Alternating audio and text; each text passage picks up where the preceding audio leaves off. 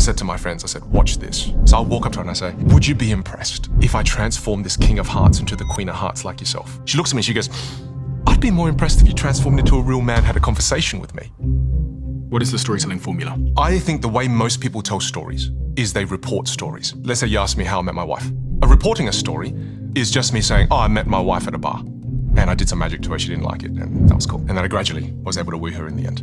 But I met her at a bar. That's me reporting the story. Right? It kind of sounds like a news reporter. Matter of fact. Matter of fact. This is the story of how I met my wife. So I still remember this because this happened in 2009. I crashed a girl's graduation party named Vivian. It was at a bar called Distill, this beautiful bar called Distill. And there was 2 levels to this bar, and the bottom was for everybody, and on top was the high rollers, and you had to buy expensive drinks to get to the top. And I got to the top and I saw this beautiful Malaysian girl sitting by the bar. So I said to my friends, I said, watch this. And I take a packet of cards out of my pants because I'm a magician. So I walk up to her and I say, would you be impressed if I transformed this king of hearts into the queen of hearts like yourself?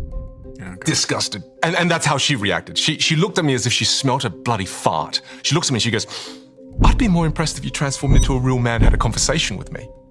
Boom. And I've never had that reaction before. Normally people say, wow, you're amazing. So I said to her, no thanks. And I left, tail between my legs, the boys all teased me and everything. But I was so drawn. Her confidence, there was something there. I went back to the bar 4 times in a row. She wasn't there, she wasn't there, she wasn't there, then she was there. And I walked up to her the second time and I said, hey, listen, what if I transformed into a real man tonight, took you out for a coffee, and we fell in love? You know, and that's the story of how I met my wife. All of a sudden, there was so much life, so much zest in that story. I noticed you added so much almost irrelevant detail. You talked about the bar having 2 floors and to stuff make it visual. Okay, so I could picture it in my mind. When you think of the storytelling formula, if you just give the who, what, where, and when, that's the basics people need. But what turns it from reporting to reliving, because that's what you want to get to, you want to get to reliving a story, is the ingredients that you just called out. It's so intuitive of you to call them out. VAKS, V-A-K-S, which stands for visual, auditory, kinesthetic, and smell. So I'm just describing those few things for you, right? And it doesn't always have to have all the ingredients, but you want to add some of those ingredients,